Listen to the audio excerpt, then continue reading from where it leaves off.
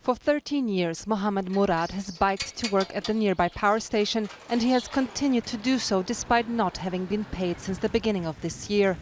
He is among hundreds of government contractors in Baghdad whose salaries have been delayed because of a deepening fiscal crisis brought about by the sharp decline in oil prices. I don't care about the oil prices if it's going up or going down because I don't get a benefit from it. I just demand my salary. It's the most basic right as an Iraqi citizen. With 3 million employees, the government is Iraq's biggest employer.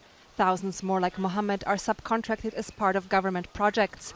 They are the first to feel the pinch as authorities are forced to tighten spending. If these projects can't get funded, they will stop. And as a result, the salaries will also stop for the daily workers. In addition to this, maybe the economic crisis will also impact the salaries of the permanent staff. The Iraqi government relies on oil for nearly 90% of its revenues. The 2020 draft budget was calculated at $56 per barrel, with $6.6 billion in oil income expected every month. But in March, Iraq earned only $2.99 billion at a price of $28 per barrel.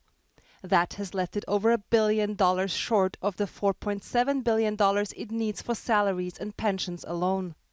Cutting salaries is an unpopular measure, so what other options does the government have? Borrowing is one, but Iraq is mostly a cash-based economy, so banks have a small deposit base. They discount them a central bank, and central bank what it uses reserves. So the more reserves we use, the less we have to support our currency. Foreign funding is certainly possible because the issue with that is any foreign borrowing will not come without, let's say, a serious economic reforms.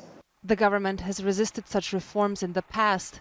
Now matters have been further complicated by a political crisis. Months of protests have left the government leaderless and unable to approve this year's budget, let alone mount a decisive response to the economic crisis. The next government will have no choice but to introduce austerity measures, and that is likely to spark a new cycle of unrest. Mohammed doesn't have time to wait for a new government. To put food on the table, he's been borrowing money from friends and family and taking credits at his local shop. If we stay like this without salaries, we cannot provide food for our families. We will see a decline in our living standards.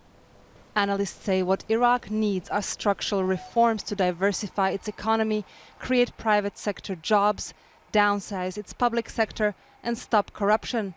But such reforms need time. Time Iraq currently does not have. Simona, Foltyn, Al Jazeera, Baghdad.